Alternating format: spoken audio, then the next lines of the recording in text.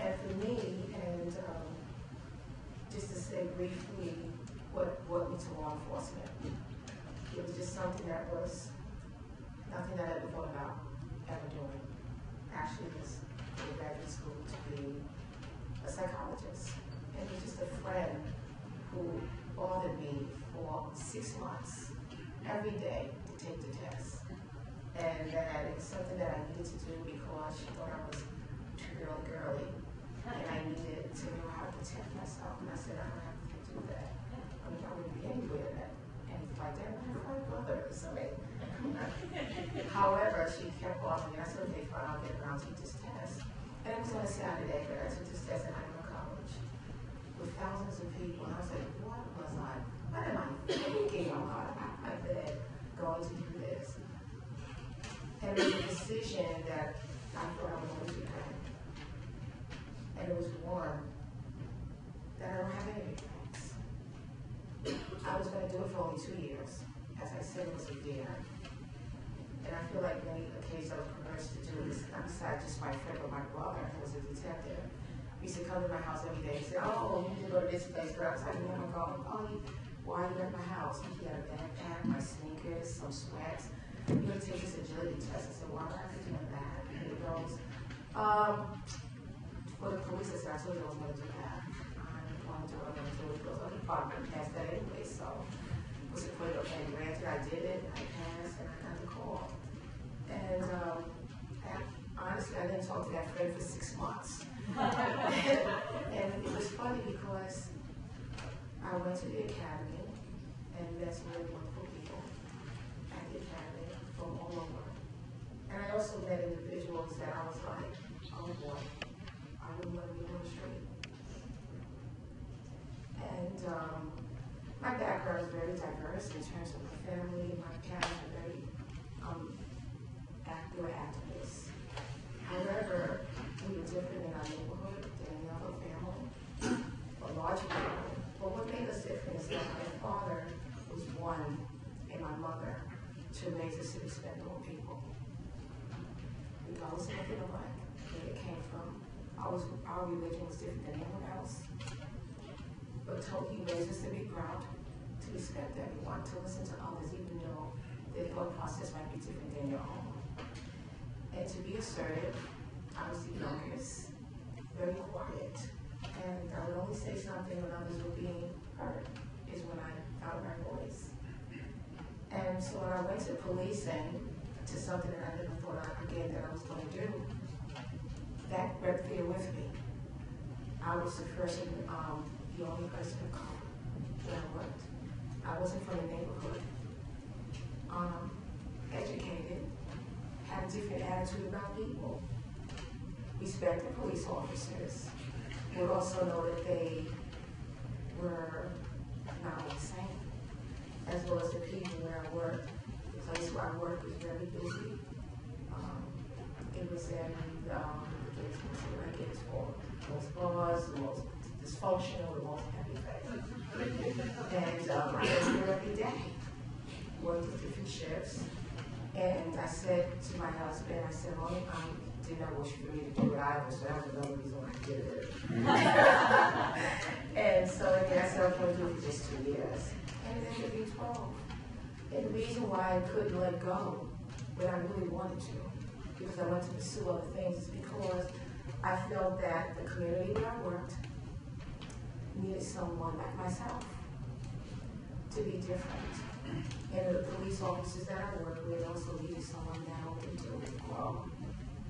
And every day I went to work, I would always hear my mother in my head. And I would just stand in the line and don't say anything.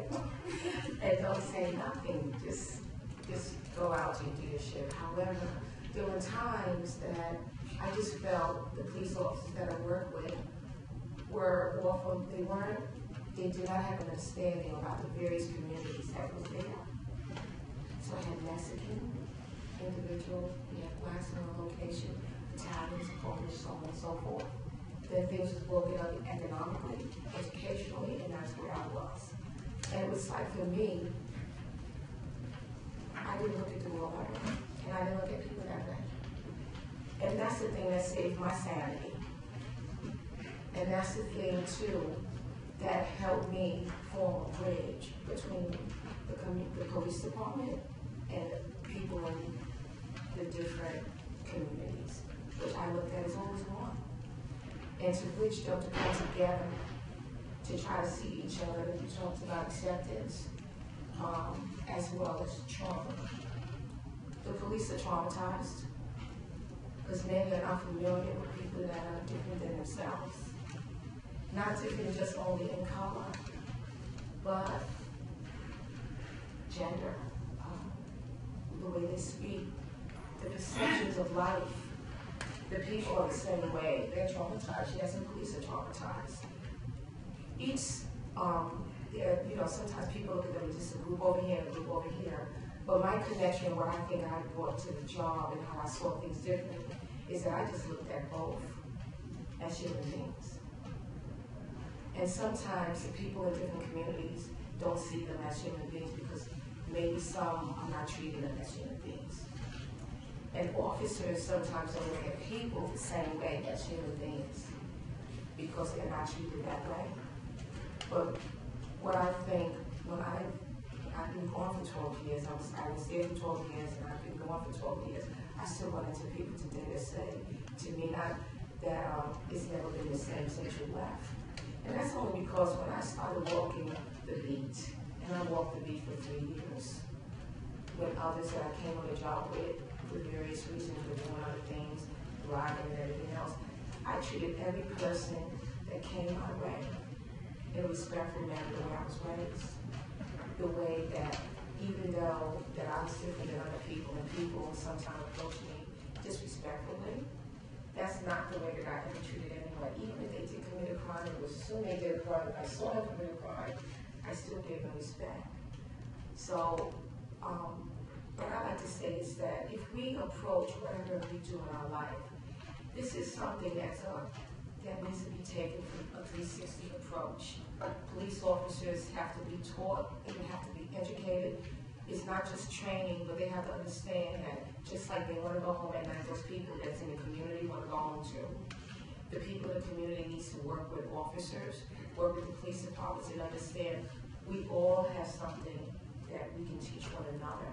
We're human beings, we all have the same blood. We all bleed. We're here to help this country, to help our cities, to help our towns. We need to be able to stop dehumanizing one another. We have to stop dehumanizing one another.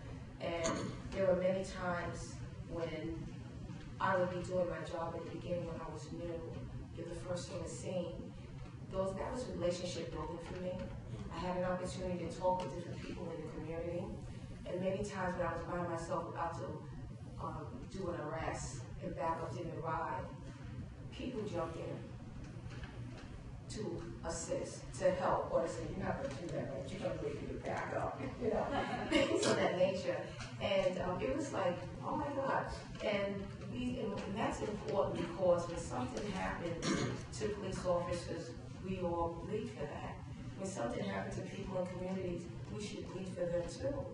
But if you form a bridge and we build relationships, the relationships can be healed when something goes wrong. And the approach that each of you spoke about in terms of when things happen to one, it should happen to everyone. And when you're about to do an arrest, one person is still a human being. And it goes both ways. So that's what I want to convey. It's trust building. You have to have some trust building. We have to have belief in one another. Both sides have to believe in each other. We also have to believe in people and understand that they're human beings. And also we just need to know this is all about the human condition, which I do believe can be elevated and empowered, because that's something that it doesn't stop on day one. It needs to go on forever. Even when you're making the arrest, once the arrest is obtained, they're humans, and it stops. And when you treat people correctly in the community, I think they do come to your aid. I'm sitting here today because many have done that.